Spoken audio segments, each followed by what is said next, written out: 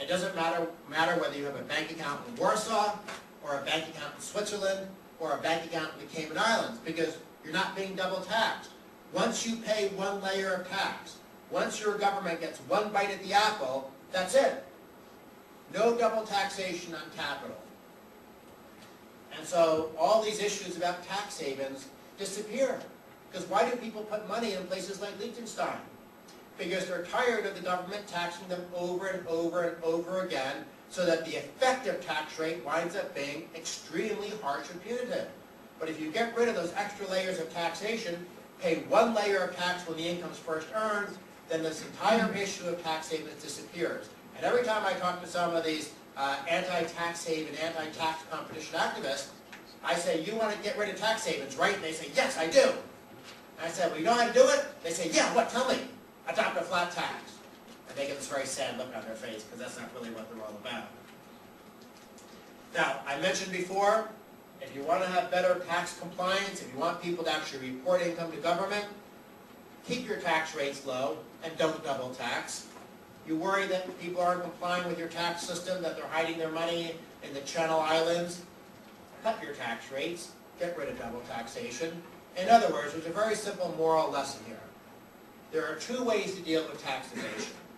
There's a constructive, pro-growth way that respects human liberty and privacy and freedom, and then there's a totalitarian statist way of the government getting more knowledge of your life and taxing you at ever higher rates. To me, that's a very easy choice, which way we want to go. Now, let me go ahead and show you a couple of charts here. This is a very complicated chart. It shows all the post-communist nations. Why is Estonia skyrocketing ahead of the rest? Well, if you look at Economic Freedom of the World, published by the Fraser Institute, along with cooperation from groups like Cato, or if you look at the Index of Economic Freedom, published by Heritage, you'll notice that Estonia ranks far and away at the highest in terms of economic freedom among post-communist countries. So is it any mystery that Estonia is by far the most prosperous of the post-communist countries? Here's an interesting one. Hong Kong versus the United Kingdom. Hong Kong used to be an extremely poor place after World War II. I mean, here we're just starting in 1975. This chart would look even more dramatic if we started like in 1948. But from 1975, when the United Kingdom had literally twice the per capita GDP of Hong Kong has now caught up and is actually slightly ahead of the United Kingdom now. That's why economic growth matters.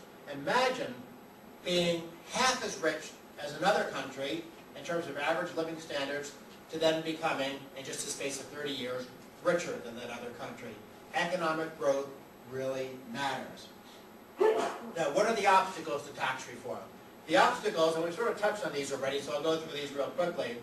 Class warfare, revenue-hungry politicians, special interest, and political power. Now, the class warfare argument is pretty simple, at least in the U.S. Maybe it's a little slightly different wrinkle here in Poland. But when I deal with class warfare people in the U.S., they have a mentality that the economy is a fixed pie. In other words, GDP is constant. It doesn't grow. And so if Bill Gates gets richer, by definition, in their minds, everyone else must be getting poorer.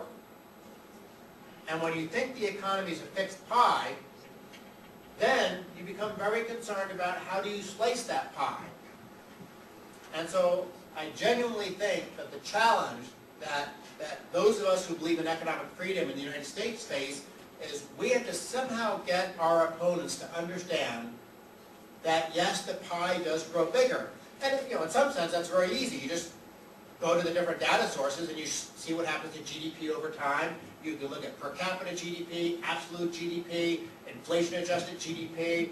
You can look at disposable income in real terms and nominal terms. There are so many ways you can look at it, and it's very obvious over time the economy grows, the pie gets bigger. Sometimes the pie gets bigger at a faster rate, sometimes it gets bigger at a slower rate, and sometimes you'll even have a year where the pie shrinks.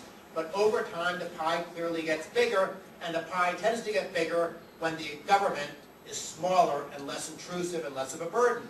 But somehow we have a challenge, we have a problem.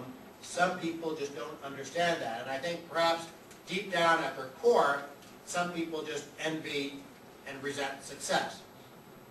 And so even if we somehow made them understand that Bill Gates doesn't get richer at the expense of everyone else, they still hate success so much that they're willing to, by punishing Bill Gates, they make everyone else worse off, but that makes them feel good. I mean, that's my own sort of personal theory. I'm not really sure how these people think. I'm not one of them. Obviously, we've talked about this before in these remarks. Growth beats redistribution. This is actually, this of course is tied to the previous slide. If you want people to be better off, don't focus on slicing the existing pie in different ways. Focus on making the pie bigger. No sense to go through all the details here. Now this deals with the issue about revenue-hungry politicians. I know this has been a big issue in other Central and Eastern European countries that I've spoken in. I talk to the government officials and they say, well, gosh, we want to go to a flat tax, but we can't afford to because we have these budget deficit targets, and if we go to a flat tax, we'll lose money. Well, if you look at the evidence from a lot of the countries that have gone to a flat tax, or just look at countries that have dramatically cut tax rates, you find big, what are called Laffer curve effects. Well, what is the Laffer curve effect? The Laffer curve is the principle that above a certain tax rate, revenues actually begin to fall because the economy suffers so much and people have a much greater incentive to not report their income to the government. And so if you do a flat tax, what happens? Your economy grows faster, and because your tax rates are lower, people have a greater incentive to comply with the tax law. So you're getting an increase not only in the level of income, but you're getting an increase in the amount of income that people are willing to report to the government. So you do get these big supply side or Laffer curve effects when you go to a better tax system. Now, this does not mean that flat tax systems pay for themselves, quote unquote. It doesn't mean that lower tax rates pay for themselves. In a few cases, that might be true. I think the Irish lower corporate tax rate is a clear case of a tax cut that paid for itself. The Russia flat tax, in fact, I think I might have a chart or two in here. Yeah. Well, this isn't Ireland, but Iceland.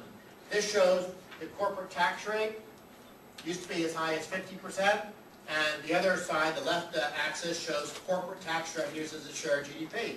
As the corporate tax rate has come down, what's happened to corporate tax revenue as a share of GDP? It's shot up.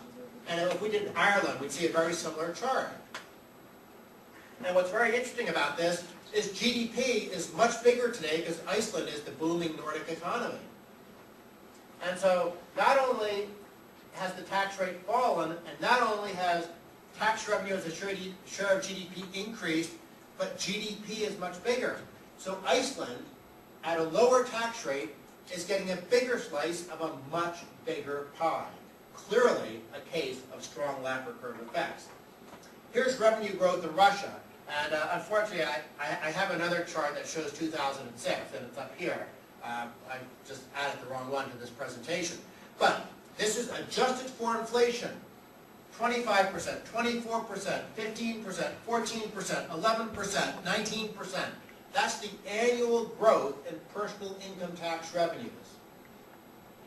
Ever since Russia got rid of its so-called progressive tax, based on Karl Marx's old notion of from each according to their ability to each according to their needs, ever since Russia got rid of the Karl Marx progressive tax system, personal income tax revenues have skyrocketed. Why? Because at a 13% rate, people are willing to earn more money, and they're willing to report that money to the government. Why cheat when you get to keep 87 cents on the dollar?